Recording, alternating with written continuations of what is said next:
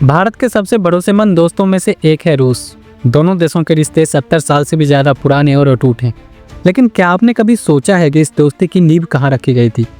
इसका जवाब आज से 75 साल पहले मॉस्को में हुई एक ऐसी घटना में छिपा है जो कि राजनीतिक समझौते से नहीं बल्कि एक ऐसे व्यक्ति की इंसानियत से रखी गई थी जिसे दुनिया ने एक शिक्षक के रूप में जाना। 1939 का साल, दुनिया दो ध्रुवों में बटी थी जहां हर देश को चुनना था कि वह किस ओर जाएगा। एक तरफ था अमेरिका और उसका पूंजीवाद और दूसरी तरफ था सोवियत संघ और उसका साम्यवाद। लेकिन इन सब में कुछ देश ऐसे भी थे जो अपना गुट बनाते और उनका कहना था हम किसी भी तरफ नहीं जाएंगे, गुट निरपेक्ष रहेंगे। भारत को भी आज़ाद हुए 2 साल ही हुए और ऐसे में नेहरू जी किसी भी गुट में शामिल नहीं होना चाहते थे। उनका सबसे बड़ा डर था कि कहीं भारत फिर से किसी ताकतवर देश की छाया में न चला जाए।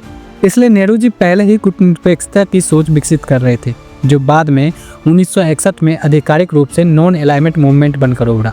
जवाहरलाल नेहरू और कुछ नेताओं ने मिलकर गुट निरपेक्ष आंदोलन शुरू किया, जिसका मकसद साफ था कि वो ये सभी देशें दोनों गुटों से दूर रहकर अपनी आज़ादी और विदेश नीति को बनाए रखेगा। लेकिन जब फॉरेन पॉलिसी की बात आई तो नेहरू को सबसे ज़्यादा प्रॉब्लम हुई सोवियत संघ से, क्योंकि पहली दिक्कत तो ये था कि नेहरू किसी भी खेमे में नहीं जाना चाहते थे। साथ में वो ये भी चाहते थे कि भारत सभी देशों से अच्छे संबंध बनाए, जो ताकत के आधार पर नहीं बल्कि आपसी समझ और सम्मान के आधार पर हो।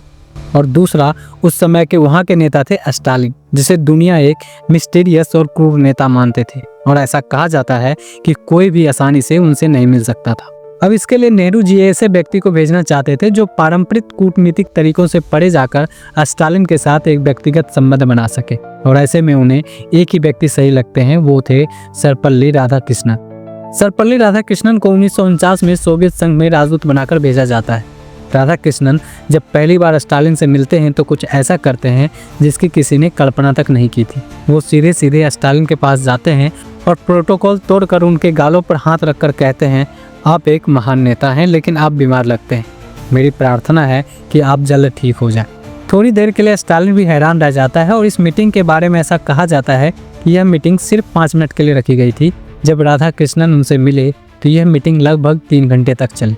हालांकि राधाकृष्णन को लगता था कि नेहरू की गुट निरपेक्षता थोड़ा ज़्यादा आदर्शवादी है और इसमें व्यवहारिकता कम है, फिर भी उन्होंने सोवियत संघ के साथ रिश्ता मजबूत करने में कामयाब रहे, जिसकी मिसाल आज 75 साल बाद भी देखने को मिलता है।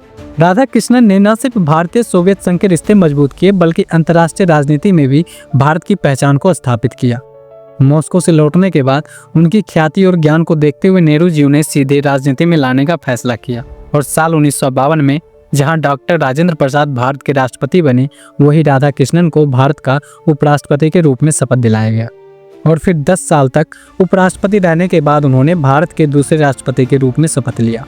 ऐसा कहा जाता है कि राष्ट्रपति बनने के बाद उनका सबसे बड़ा वैचारिक विवाद उनके ही दोस्त जवाहरलाल नेहरू के साथ हुआ।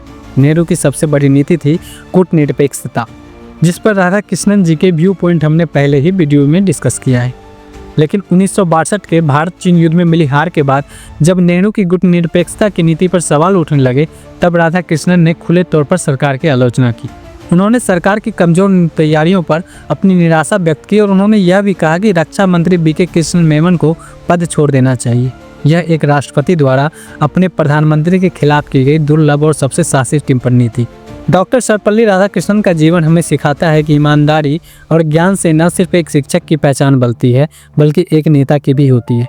मॉस्को में एक तानाशाह का दिल जीतने से लेकर राष्ट्रपति भवन में अपनी प्रधानमंत्री की नीतियों पर सवाल उठाने तक उन्होंने हमेशा अपने सिद्धांतों का पालन किया।